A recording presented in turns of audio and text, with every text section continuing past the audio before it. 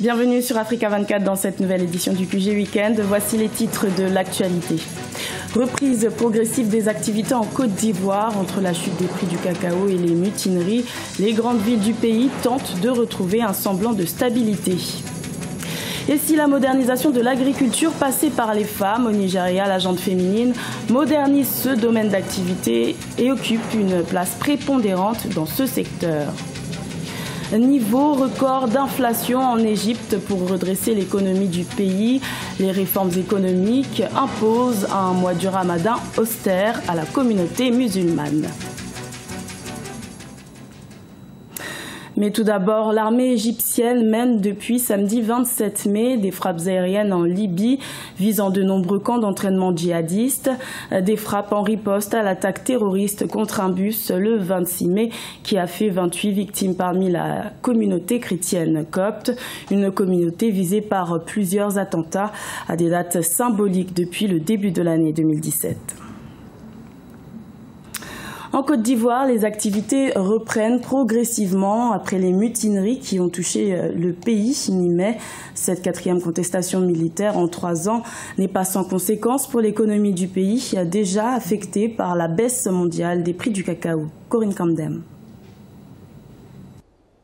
Entre chute du prix du cacao, mutinerie, grève des fonctionnaires, baisse du budget, depuis janvier 2017, la Côte d'Ivoire connaît des crises récurrentes, majoritairement issues de revendications financières.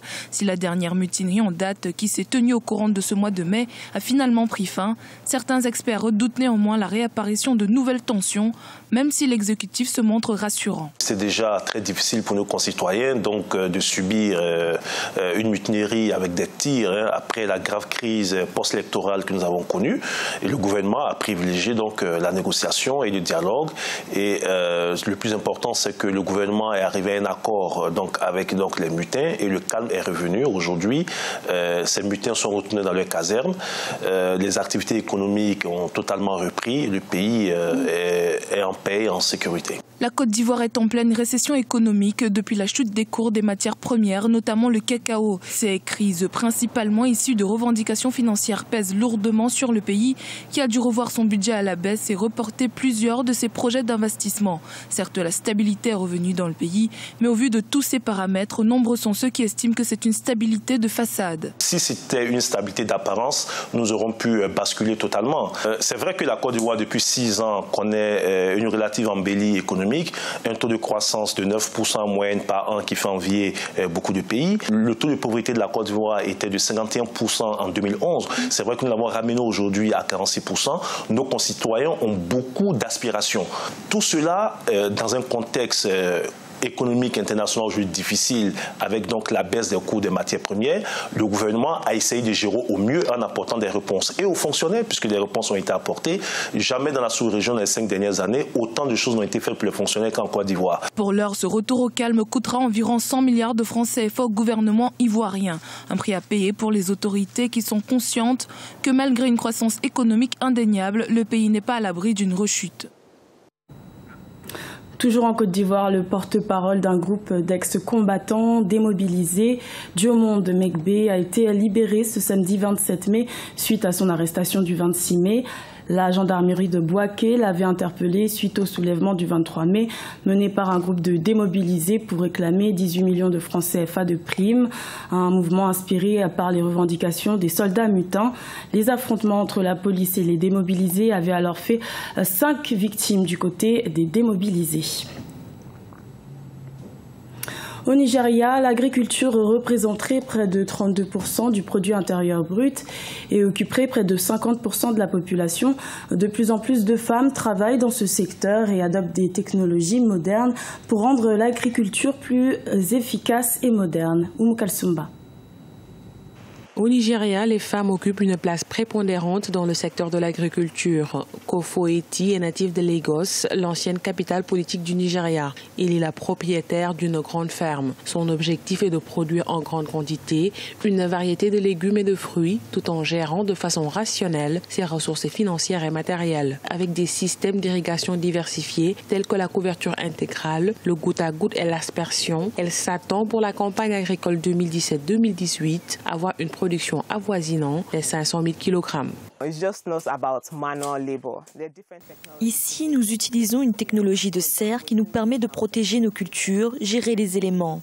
Nous arrosons nos plantes par l'irrigation au goutte à goutte. C'est rentable et c'est efficace.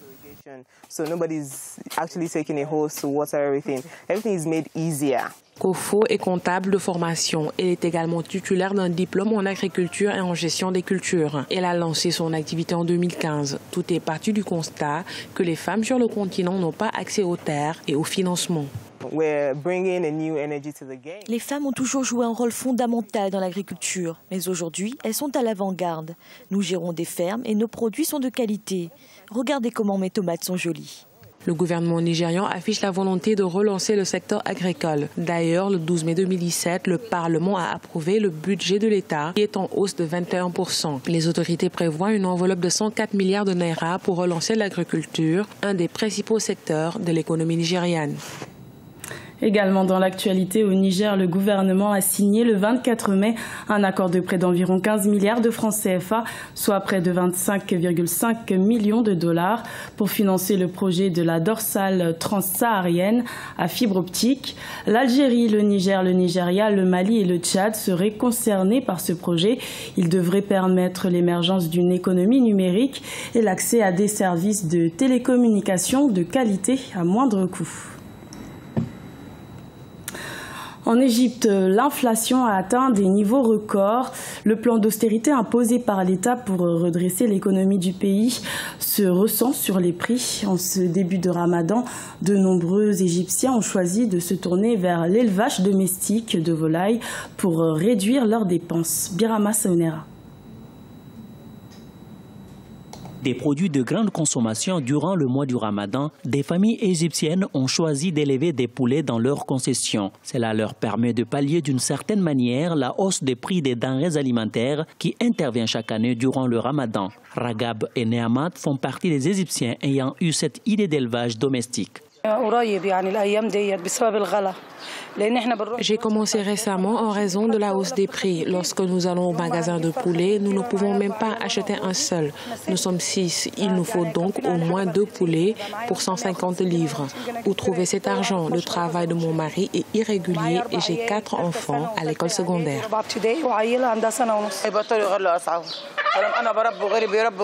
Ils vont cesser d'augmenter leurs prix si chaque ménage commence à élever des poulets. Mais ceux qui vivent dans des appartements ne peuvent pas le faire. Par contre, ceux qui ont des cours comme nous peuvent le faire. Les populations égyptiennes font déjà face à une hausse de plus de 40% des prix des denrées de première nécessité depuis la décision du flottement de la monnaie égyptienne par la Banque centrale en novembre 2016. Une situation déjà difficile pour les populations qui craignent encore une nouvelle flambée des prix à l'occasion du Ramadan, comme chaque année. Je ne sais plus quoi faire. Qu'allons-nous faire justement avec des prix qui s'augmentent tous les jours? Et il semble même que les prix vont augmenter en juillet. Comment ferons-nous avec nos salaires maigres? Que privilégier l'eau, l'électricité ou bien l'éducation ou bien les aliments? Nous ne savons vraiment pas où nous amène cette vie chère. En Égypte, l'inflation a atteint son pic des 3 dernières décennies en avril 2017. Le mois du Ramadan 2017 pourrait être donc très difficile pour les populations égyptiennes, en grande majorité musulmanes. Ce journal a été réalisé par l'ensemble de la rédaction. Merci de votre fidélité. Retrouvez dans un instant une nouvelle édition de l'information sur Africa 24.